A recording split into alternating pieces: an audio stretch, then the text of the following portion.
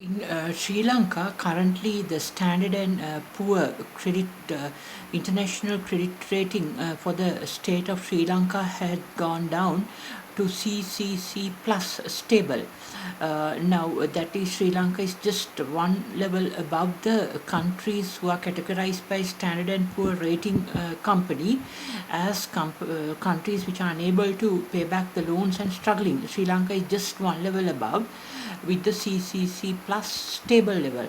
Actually, there is a foreign currency problem at the moment due to the declining export income and also driven by the pandemic and also the huge debt accumulation after the war because of the borrowings from China for infrastructure project developments such as the Hambantota Port, the Mattala International Port, and the roads network, especially in the north and the east. The huge roads networks have been developed by President that time, Mr. Mahinda Rajapaksa.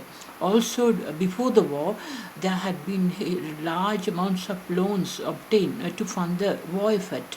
So these loans plus the infrastructure, mega infrastructure development loans like Hambantota Port, the Mattala International Airport, and also the road development networks, and also especially the infrastructure special development programs that President Mahinda Rajapaksa initiated upon my advice for the North and East. So, despite this, we know that the transnational government of Tamil Eelam have pressurized Sri Lanka and rather political pressure made it difficult for the country to get the international support for reconstruction after the war ended. Normally, in any country in the world, once a war ends, there is a whole like a reconstruction effort to support the government. But Sri Lanka is a democratically, elected government and a leader. So still, the international community, especially the Western countries and the US, did not support, but rather there was political pressure through the UNHRC, United Nations Human Rights Commission, and the European Union and the United Kingdom, and also various other means to attack the economy. And despite during this process, nobody foresaw there'll be like a pandemic, and the pandemic emerged at that point. The whole the reconstruction effort, everything came to a huge issue because of the inability to have more foreign currency to support the loan payments. And now I think that the situation is worse because especially the debt, foreign debt repayment. So because we have seen the former UMP, United National Party, and now the Samagi Jana Balawega MP, Dr. Harsh D. Silva, who is educated from a US university, a state university, I think. He blames the government for obtaining the loans for infrastructure development. But the real facts are, the disunity among the Sri Lankans, because once the war ends, we have to recreate the infrastructure. Infrastructure had been ignored during the 30 plus years of the war. So because of the war, no infrastructure development took place. The roads, the electricity, the ports, everywhere there had been a problem. The school buildings, school laboratories, everything came up. For example, the Mahindodaya school laboratory systems, for every school, these buildings and the roads, carpeting, the signboards, traffic signboards, the lane marking on the roads, and then the payments and the expressway networks, and especially the whole infrastructure in the northeast was destroyed. The Kankasanture partly became today like with the Trincomalee, the container shipments are possible partially now.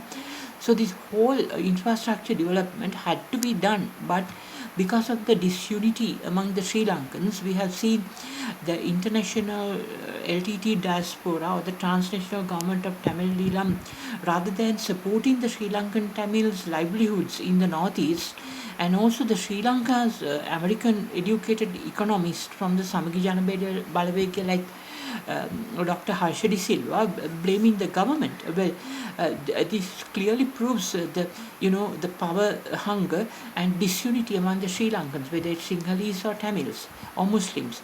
So now the actually the infrastructure development was a must, and that is why the infrastructure was developed after the war, because if infrastructure was not done at that point, and also another crisis would have emerged, unforeseeable crisis, and also the war effort ended, and everything had to be brought back to the pre-war situation. The war started after 1978 with Prime Minister Indira Gandhi of India supporting the training of the Sri Lankan Tamil boys and girls in Indian camps. So this has to be corrected.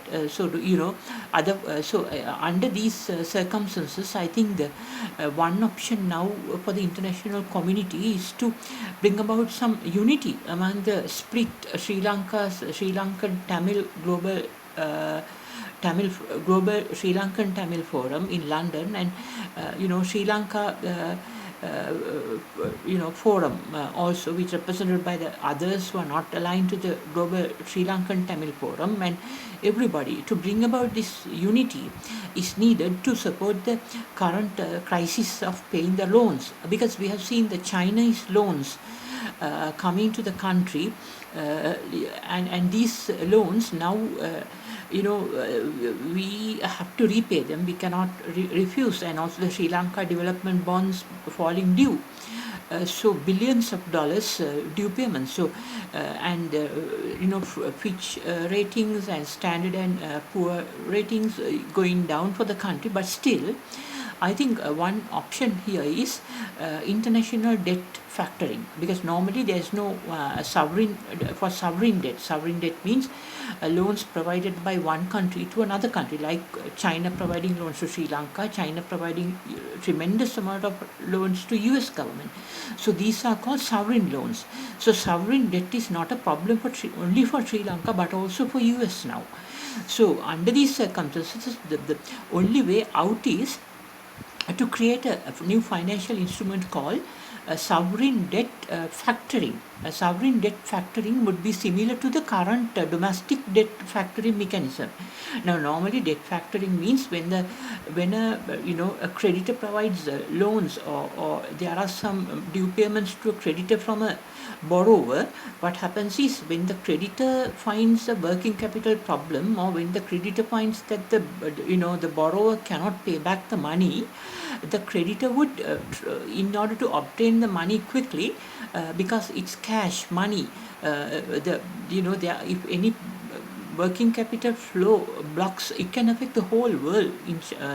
That is why now when it comes to Sri Lanka's sovereign loans from China, China can pass this the loan responsibility to another party. That means it's similar as sovereign loan factoring. Factoring means the lender country is China. China probably, I think it must pass it to transnational government of Tamil Eelam, and so the transnational government of Tamil Eelam from their international treasury pays back the money to China.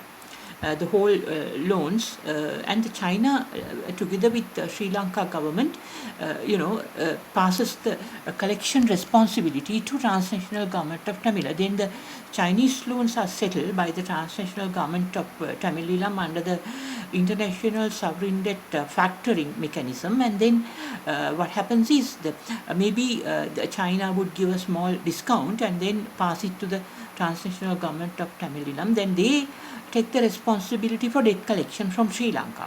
And then I think this whole problem of disunity among the Sinhalese international LTT diaspora, after all Sri Lankan Tamils, and the overseas Sri Lanka forum, global forum, so could be corrected through this financial mechanism, because once it passes to the transnational government of Tamil Eelam's liability portfolio, Sri Lanka government then under international agreements would be under obligation to repay it back to them, at the transnational government of Tamil Eelam, which is the sprout of the LTT. Nevertheless, they are Sri Lankan Tamils overseas. So, under this, both parties would have to cooperate to go along, because Sri Lanka government have to repay the loans. Chinese loans now passed to transnational government of Tamil Eelam. Transnational government of Tamil Eelam would also have to come into a certain, discussions with the Sri Lankan government about the welfare of the Sri Lankan Tamils in northeast and all over the country, about collecting back the loans from the Sri Lanka government, which had been passed to them by China.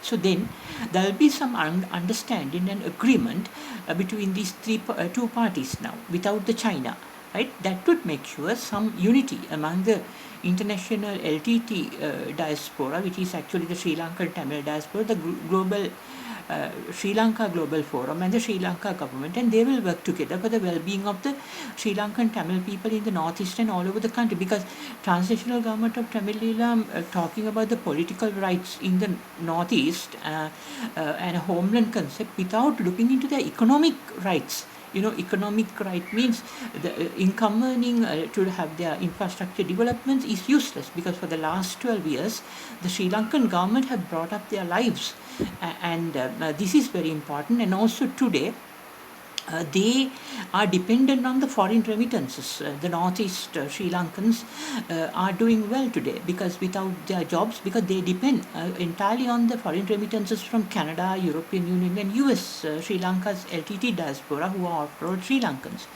So this way, if they continue, what happens is the Sri Lankan Tamils in northeast becomes very, lazy, and their children don't study. They get addicted into a very outgoing, carefree, like Western teenage life, and they ruin their culture here.